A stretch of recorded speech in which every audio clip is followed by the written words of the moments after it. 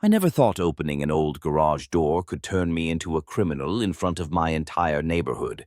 But there I was, hands in the air, police sirens screaming through the pines, and Karen, our HOA vice president, pointing at me like I was the world's dumbest thief. And the cherry on top, the brand new SUV she swore was hers ended up crushed under my collapsing garage door. Yeah, that's how my weekend at the lake started.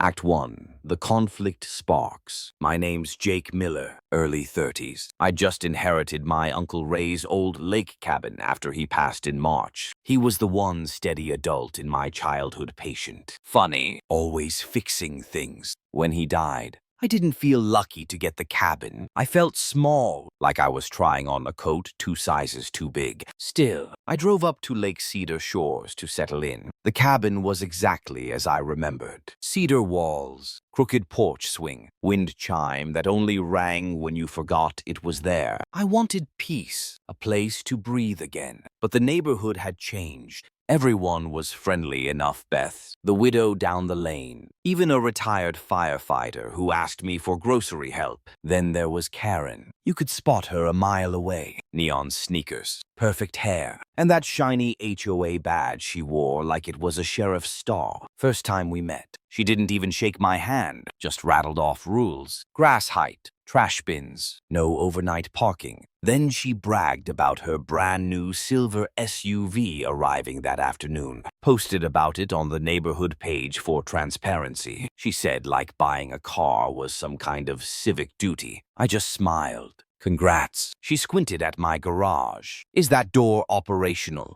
Not yet, I said, but I've got the key. I'll fix it. Make sure it's done properly. Safety hazard. She shot back. That was Karen, every sentence a warning wrapped in fake sweetness. The next morning, I finally decided to wrestle that old garage door open. Rust groaned. The track jumped, and the tarp inside slipped off what was parked there. My jaw hit the floor. A brand new silver SUV. Plastic still on the seats. Paper tags, a giant ribbon on the passenger side, and right on cue, Karen appeared, power walking past like she'd been waiting. Her eyes locked on the SUV. She sucked in a breath so sharp it whistled. That's my car. He's stealing my new car. Before I could even explain, she was on speaker with 911, shouting my description, my address, telling the whole world I was breaking into her garage. Neighbors stopped. A kid on his bike pulled out his phone. Dog walkers started recording. This is my garage, I yelled, panic and embarrassment mixing in my chest. My uncle left it to me. Karen just smirked, phone in hand. I'll believe that when I see a deed. Minutes later, squad cars came in hot, lights flashing, officers ordering me to step back, hands high, Karen thanking them like she'd personally summoned justice. I stood there, humiliated, framed in my own driveway, in front of my late uncle's cabin, while strangers filmed me like I was some episode of Cops.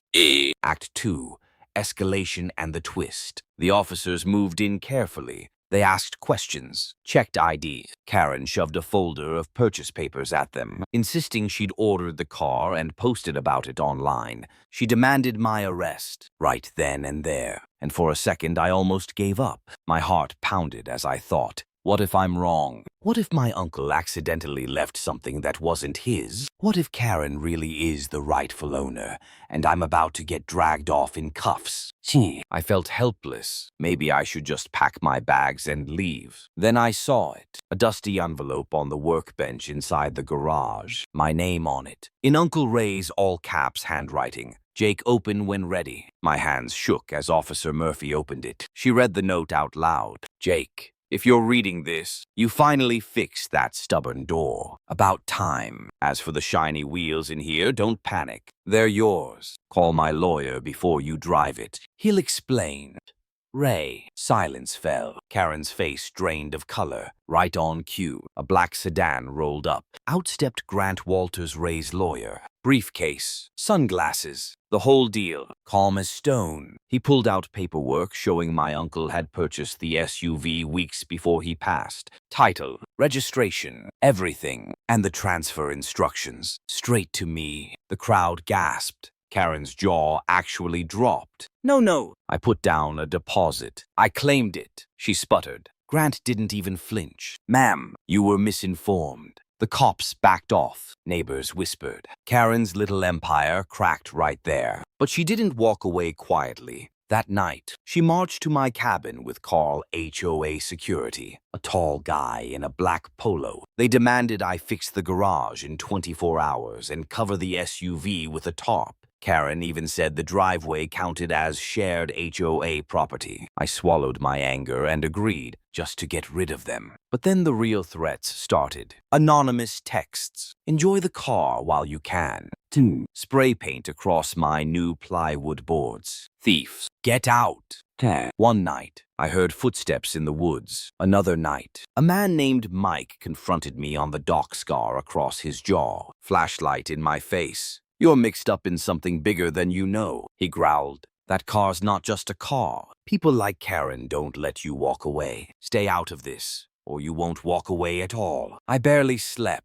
Every creak in the cabin felt like a warning. I started wondering if inheriting this place was a curse. But then Grant explained the truth. Karen wasn't just a nosy HOA officer. She was tied to a shady network trying to seize land around the lake for profit. My cabin and that SUV were pieces on her chessboard. I realized then I wasn't just unlucky. I was standing in the way of her power grab. And if I didn't fight back, she'd bury me under rules, lies, and intimidation. So I stopped backing down.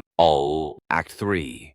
The showdown. One evening, I followed Karen. She met Mike behind her house. I crouched in the trees and hit record on my phone. Her voice was sharp. "We can't let him keep digging. He'll find out everything." Mike's reply sent ice down my spine. "Then we deal with him now." That was it. Proof. The next HOA meeting turned into a battlefield. Neighbors crammed into the clubhouse, murmuring about the spray paint, the police, the SUV. Karen stood at the front, arms crossed, ready to bury me under violations. Before she could start, I played the recording on a speaker. Her own voice filled the room, plotting to silence me. Mike talking about dealing with me. Gasps rippled through the crowd. Karen's face went white, then red. She lunged into excuses, shouting it was taken out of context. But the neighbors weren't buying it. Beth stood up, voice firm, and said, "We've all seen you bully people. Karen, enough is enough." Carl, her so-called security, shifted uncomfortably. Even he muttered that he hadn't signed up for threats and sabotage. Police were called this time for her. Officers stepped in,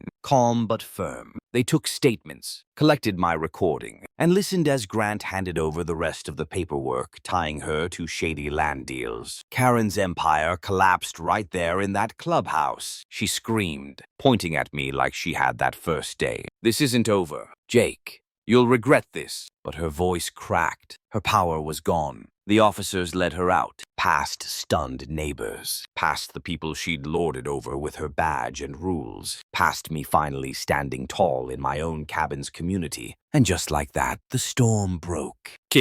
Final line. Sometimes the loudest voice in the neighborhood isn't the strongest. It's just the one no one had challenged yet.